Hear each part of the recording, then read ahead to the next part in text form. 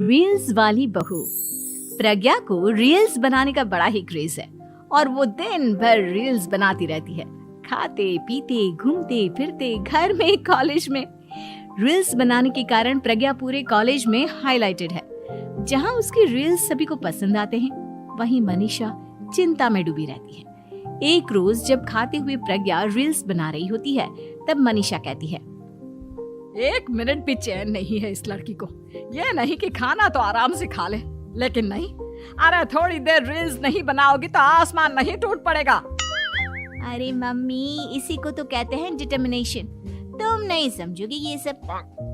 भगवान, इस लड़की को सद्बुद्धि दे। जब देखो तब टेढ़ा बाका मुंह बनाती रहती है। मनीषा की बात का प्रज्ञा पर जरा भी असर नहीं होता और वो खाते खाते रील्स बनाती रहती है।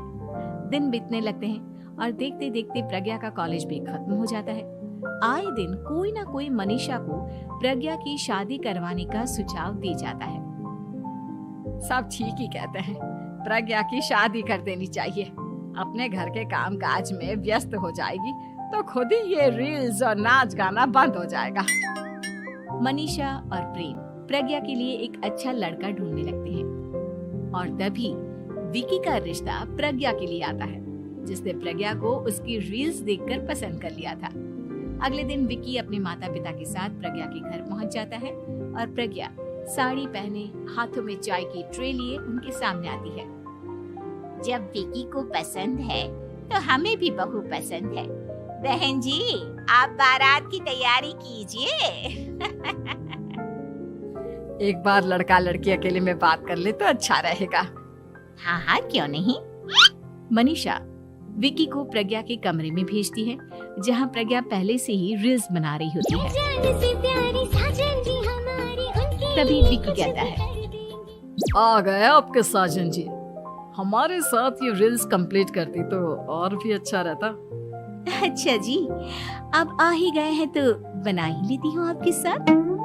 दोनों मिलकर रील्स बनाते हैं।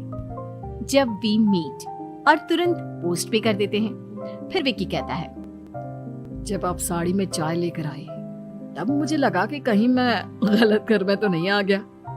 अब सही है।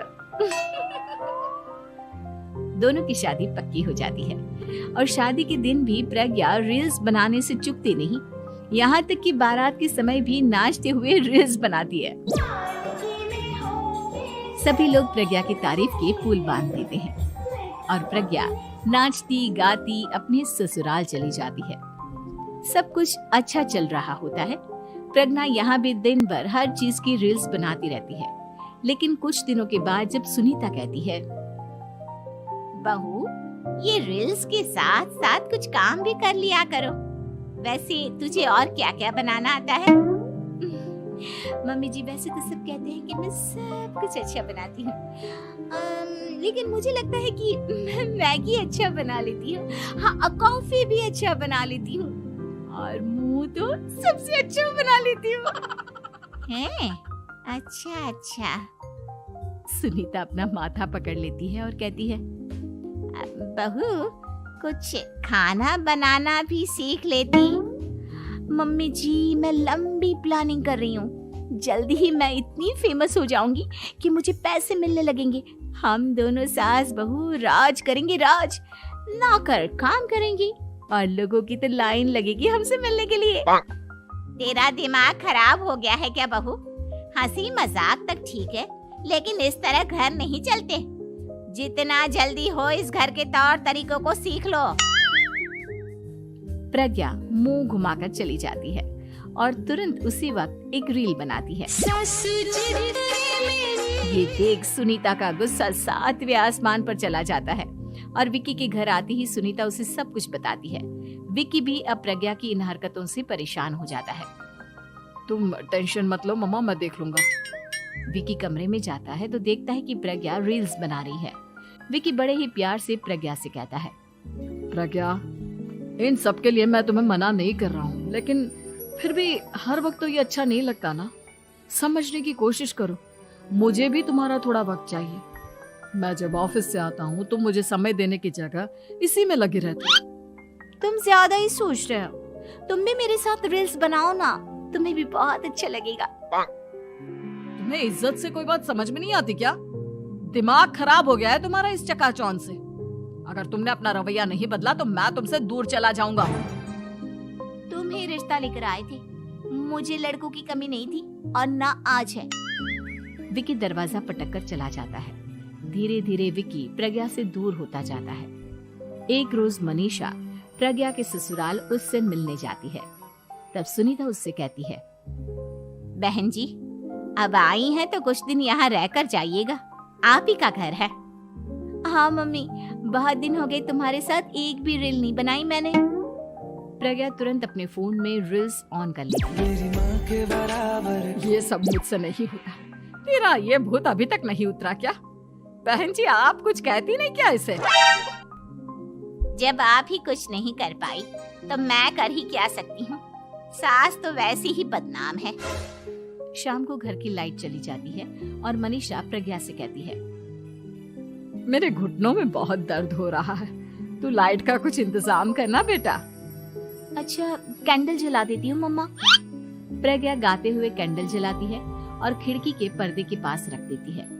मनीषा, जिसे बहुत दर्द हो रहा है, वो सो जाती है और प्रज्ञा हमेशा की तरह अपने रील्स में लग जाती है। उधर कैंडल की वजह से पर्दा आग पकड़ लेता है और मनीषा के कमरे में आग लग जाती है।